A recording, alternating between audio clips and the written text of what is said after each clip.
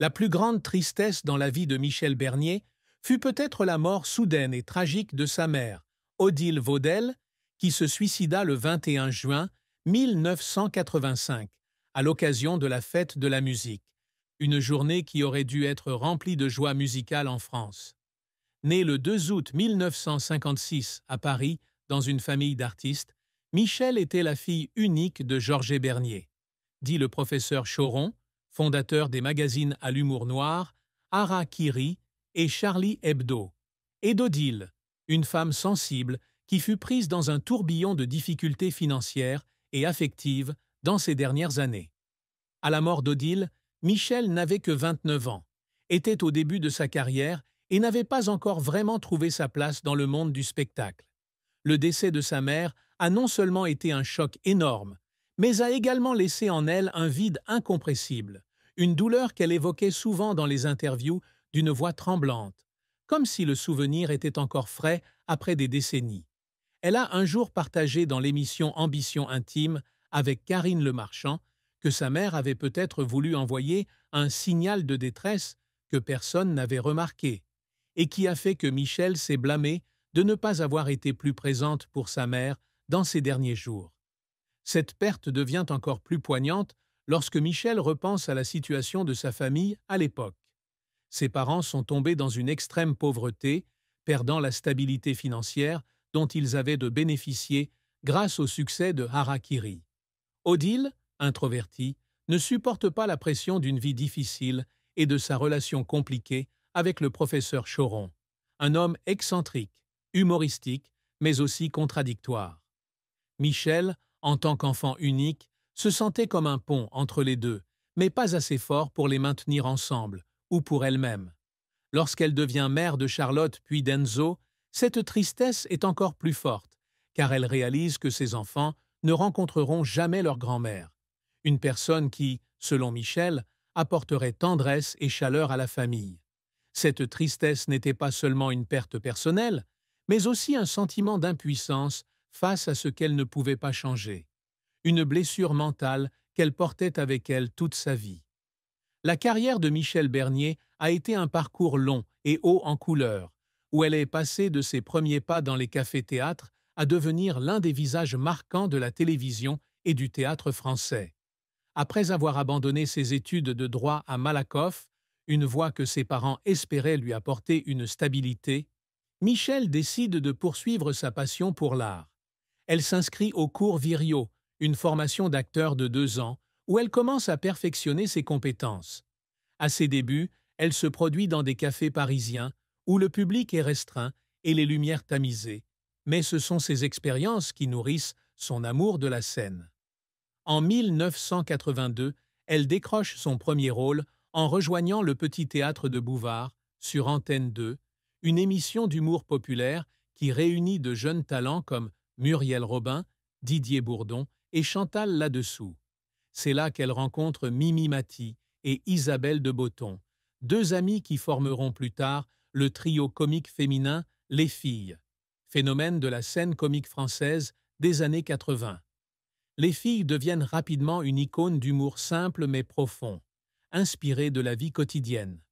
De 1986 à 1993, elles se produisent dans des cafés-théâtres, font de la radio sur RMC avec l'émission Ig a que les filles qui m'intéressent, et interprètent des pièces comme Existe en 3 tailles, 1988, et Le Gros Navion, 1991. Le succès du trio est indéniable, mais la pression de maintenir la forme a également causé du stress à Michel à plus d'une occasion. Elle a dit un jour qu'il y avait des nuits après un spectacle où elle restait assise seule dans les coulisses, les larmes coulant sur son visage à cause de l'épuisement et de la peur de ne pas répondre aux attentes du public. Lorsque le trio se sépare en 1993 pour poursuivre chacun sa propre voie, Michel se retrouve face à un carrefour majeur. Continuer ou arrêter. Décider de se lancer seule était un défi, mais aussi une opportunité pour elle de s'affirmer.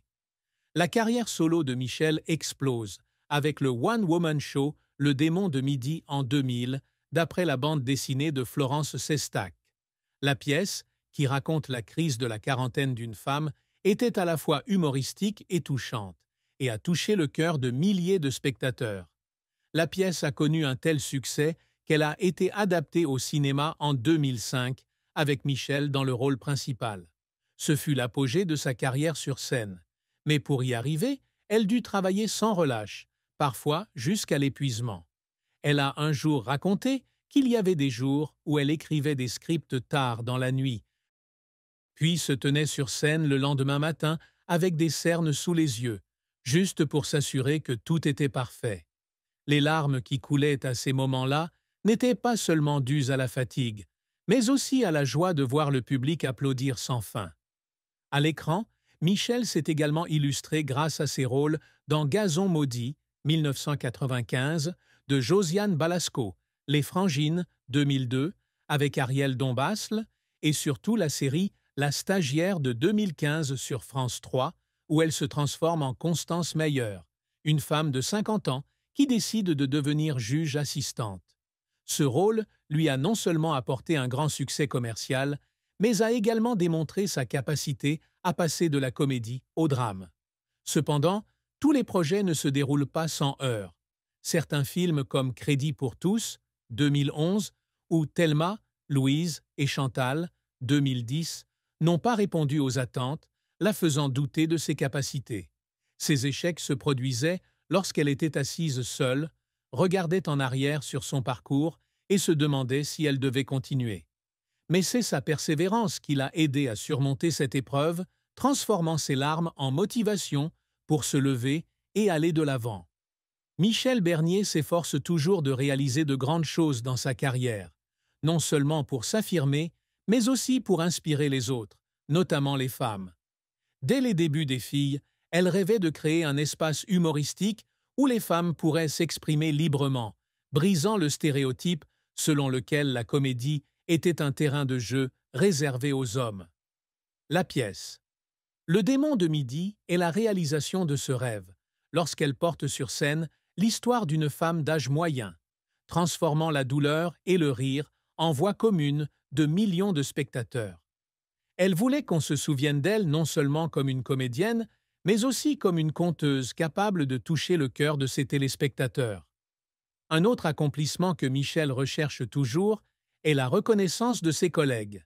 Bien qu'aimée du public, elle a un jour regretté de ne jamais avoir remporté le prix Molière, la récompense la plus prestigieuse du théâtre français. Dans une interview accordée à Paris Match, elle a déclaré que si l'amour du public est précieux, la reconnaissance des professionnels est toujours ce à quoi elle aspire. Pour y parvenir, elle s'est constamment essayée à de nombreux domaines, du jeu d'acteur à l'écriture de scénarios, en passant par la mise en scène de pièces comme Arrête de pleurer, Pénélope 2, 2006. Chaque projet est une tentative de prouver qu'elle n'est pas seulement la fille du professeur Choron, mais une artiste indépendante avec son propre talent distinct. Même si elle n'a pas atteint tous ses objectifs, son parcours témoigne de persévérance et d'une passion sans fin. L'amour et le mariage de Michel Bernier furent un chapitre émouvant de sa vie, où la joie se mêlait à une profonde tristesse. De 1982 à 1997, elle vit une relation durable avec Bruno Gassio, célèbre écrivain et auteur des Guignols de l'info sur Canal+. Ils ont 2 enfants, Charlotte, née en 1987, et Enzo, né en 1997. Cet amour fut une source de grand bonheur pour Michel, car elle trouva en Bruno un compagnon de vie et d'art. Cependant, ce bonheur n'a pas duré éternellement. En 1997, alors que Michel est enceinte d'Enzo, Bruno la quitte pour Agnès Michaud. Un choc qui la laisse dans une profonde douleur. Elle avait un jour confié dans l'émission Le Divan de Marc-Olivier Fogiel qu'elle aimait Bruno à la folie et que sa disparition était une blessure qu'elle a mis des années à guérir. La tristesse amoureuse de Michel ne vient pas seulement de la rupture avec Bruno, mais aussi de la solitude d'avoir à élever seule 2 jeunes enfants. Malgré sa forte personnalité publique, elle a admis qu'il y avait des nuits où elle pleurait en silence, pensant à ce qu'elle avait perdu, et se reprochant de ne pas avoir pu garder sa famille intacte. Après Bruno, Michel n'a pas eu d'autres relations sérieuses publiquement, même si elle a confié un jour à Télé Loisirs qu'elle espérait toujours trouver le grand amour. Une femme drôle est une joie au foyer, disait-elle, mais les hommes semblaient hésiter à l'approcher, peut-être à cause de sa forte personnalité et de sa renommée. Le plus grand amour de Michel repose désormais sur Charlotte et Enzo, dont les enfants sont devenus pour elle une source de réconfort et de motivation pour surmonter toute la tristesse de sa vie amoureuse. La valeur nette de Michel Bernier, bien que pas exactement publique, peut être imaginée comme le reflet de sa carrière réussie et de son style de vie simple mais raffiné. Avec plus de 40 ans dans l'industrie du divertissement, de la scène au cinéma en passant par la télévision, elle a certainement amassé une fortune considérable.